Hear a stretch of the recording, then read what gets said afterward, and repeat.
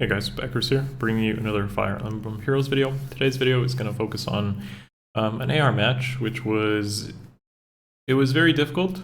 So I feel it could use some commentary because a lot of the games on Twitch, which of course this happened on, tend to be a lot of like thinking time and such, and not always there's not always like the full picture that you can get out of like a 10-minute commentary video, which is the purpose of today's video. It's a little bit of a different style. I'm going to strictly focus on my thoughts and the gameplay provided here and get you guys thinking about how you tackle teams like this. All right, so enjoy the vid.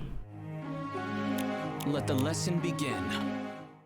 Alright guys, so to start off everything, if you like this style of video, feel free to give it a thumbs up, give your thoughts in the comments below, maybe some of the hardest matches you've played against, just in general if you like the commentary and if it gets you thinking or possibly playing better in your own games, which would be the purpose of today's video. I'm obviously going to show my perspective on a difficult match and how I tackled it, because honestly difficult matches aren't that common nowadays in Aether raids if you have good preparation, a good set of strategies to use, but occasionally I do run into some difficult matches. Now, not shown here, this match features a +10 NY Alfonse with Fury Vantage, a +10 Brami with Aether Raid's defense, attack defense. So he gets like 10 attack, 10 defense, and null follow-up. That's important. We have Sylvia here, who happens to be +10, and Sothis with an AoE special +10. And I believe Winter Altina with Wings of Mercy and Attack Res Unity is the only one that's basically not +10, and that matters. It actually matters at the end. No spoiler, of course. So this is a full IP team, and generally speaking, I don't have Pulse Milk. I don't use Pulse Milk. I can invest into it, but I don't. So teams like this are actually fairly difficult for me. I tend to use like Hector as an end-turn strategy, or Leaf as hidden run, or Linja as like a PvE sweep team. I didn't have Linja, and it's not water season, so this team was actually pretty difficult for me, because if you were to tank Alfonse, for example, Alfonse would not be able to okay, so Hector would probably kill Alfonse, but what likely happens is Brami would get danced and then kill Vector. In fact, I calced it out that Vector himself could not tank Brami because of his no follow-up and extra defense. I believe he's also defense IV. You'll see some of the builds up here as we play through the video, but generally speaking, I'm going to pause at key moments to get you guys thinking about how to beat this. So you look at a team like this, you do some quick mathematical calculations. Let's say, can your tank actually beat it? And what I did here was I made sure that I I did the quick math on it, and I figured out my tank strat can't beat it, and I don't really have a good hidden run or PvE team to beat a team like this, because they're very frontline tough units to kill. With Infantry Pulse, you get nuked back and likely die.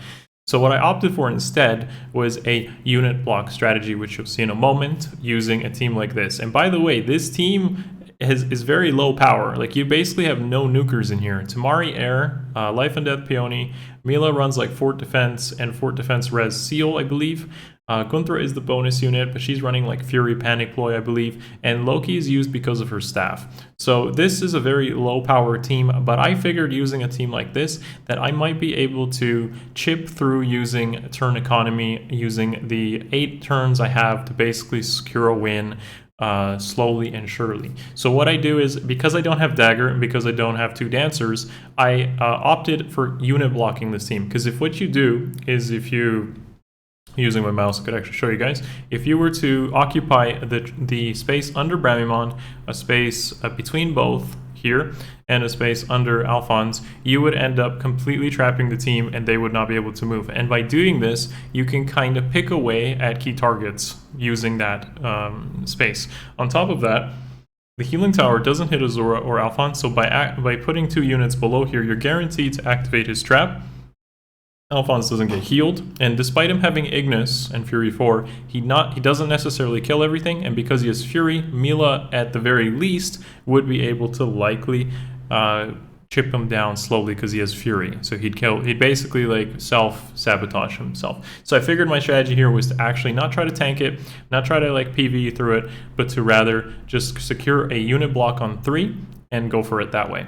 Now, this wouldn't have worked if he didn't trap in his own range units like this. So essentially, you don't want, let's say, this infantry school over here besides Alfonse, or you don't want NY Azura with a bolt tower there, because if those buildings were not there, then the strategy that I'm about to do would not work. But I see this a few times, like where people use front range line units like this, frontline like range units, and they can be trapped with good positioning. So I use Loki's Stoke Staff, I hit Alfonse here, so I can put Gunthra in position for next turn to just move in with her 3 movement being really good here, to get under there, using Mila's Smite to position air into past the lava tile in between both, and with a dance on Mila, I can put Loki with a Smite close enough to Brami to secure that unit block, which is what you'll see in a moment. So what you'll notice here is that the only way this was possible was with Loki being able to lock down Alfonse's movement in this position on turn 2, and then move to this position on turn 3, just so she could get smited and then get under position on Brami for a unit block. This is key and basically impossible without either a second dancer or, I believe, dagger. If you had dagger, so the additional movement assist or potentially pathfinder, that would be the only way to do this. So not all teams kind of, it's not like you can do this against all teams. It just happened that there are 2 frontliners here, only Alfonse and Bramimond, and therefore I just needed 3 units to secure that block using 2 smites and a high movement unit in the case of going through here. So that just happened to work out pretty nicely, but tanking this team would not have been likely. So once we are in this position here where we're unit blocking, this is where things get really difficult. And honestly, I didn't think I could get a win because there's just not enough firepower on my team, or probably not enough bulk. Keep in mind that I didn't mention this, but this Bramimond was a 5-charge miracle. 3-charge miracle, and that's one of the big reasons that I wasn't able to, let's say, just tank Bramimond, because he 100% survives any retaliation hit, and then I would always get his second hit off because of no follow-up. It becomes like a speed check, and he gets an auto double unless you were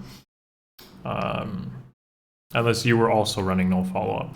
So what I figured here was I would need 1 more turn to heal up Gunthra, and Gunthra actually survives an Ignis from Alfonse at exactly 1 HP. So feels good, man, that I had, I think, 2 merges on Gunthra and also 3 flowers, and that ends up mattering. I think she's also plus res, so stars align definitely do in this case. It's quite a surprise. But by doing that, I'm able to clear the right side and then focus on the remaining 3 turns here on Bramimond.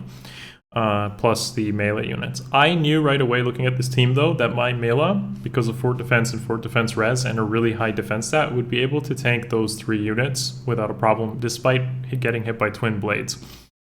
The biggest problem of this team was actually getting through Bramimond's miracle and high defense stat, but if you actually eliminate a couple of buildings here, I ended up, I think, taking out the infantry school, you reduce his defense stat enough to be able to get Mila to do some damage. You'll see in a moment that's not actually necessary, but it was something I had to think about when executing this strategy. I also charged Blazing Flame here on Gunthra. Again, another really nice stars align scenario for me, because Blazing Flame will be the key to taking out Bramimond, because if you're able to do AoE special plus the first hit to charge Miracle, the second hit on Gunthra gets the kill, which is what happened here. However, if Blazing Flame wasn't ready, Mila plus Gunthra would have been able to basically accomplish the same thing. I noticed here that she doesn't get it just with Blazing Flame. So by using, if you know AoE specials, and of course I covered AoE specials recently with Lilina, you know that the lower the difference in the res stat is, or defense stat, depending on where the AoE special is, the higher scaling of a Blazing special.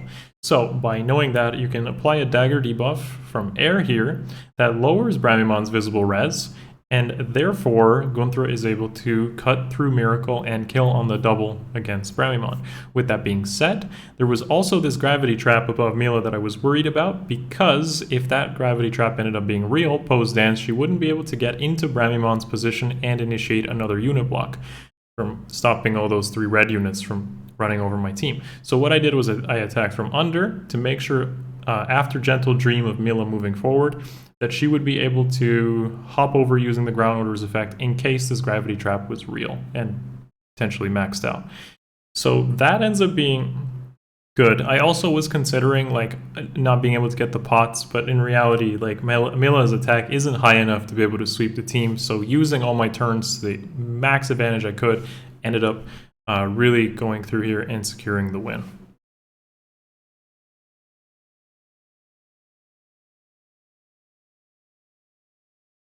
Thankfully, the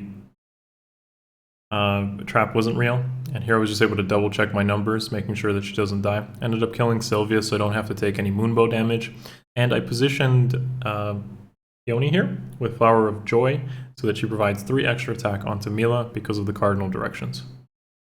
But the rest is basically history, and this match was definitely pretty exciting. Definitely it looks like it's a 10-minute match, but in reality there's a lot of cuts I performed here that brought it down to about from a 1 hour or so match to 10 minutes. The full VOD is on Twitch, of course. Feel free to join Twitch, and of course Discord for further discussions on stuff like this. I gotta admit, I wasn't fully prepared for a team like this, and usually if a season ends up being hard and I end up using ladders, I tend to re-bless some of my stronger units, like Ninja Lin for example recently, to be able to tackle teams like this, because otherwise it'd be really difficult. And a team like this actually is very difficult to even punch through with Ninja Lin or something like Hector, because of Bramimon's extreme bulk, miracle, and no follow-up. And of course, the Alfonse there running Vantage with deflect missile and a pre-charge Ignis. So you don't really have a good initiation spot to tackle. Not a bad design team at all. To be honest, infantry pulse teams give me problems because I don't have pulse smoke, and because I don't run, it depends on the bonus unit. This bonus season is dagger, and that ends up being pretty difficult for me because that means I have less team comp options. But that basically concludes this match. I put Mila in position, and the rest is history. So you'll see that happen in just a moment here. Kills Sylvia, she gets in position, and takes out Altina over 2 turns. And because Mila is missing the kill, that ends up working to my advantage and being able to secure the pots, no problem. She actually has pre-charged Bonfire from Sothis now, which gets the kill on Altina, and then Air safely gets the kill on Sothis, which concludes the match.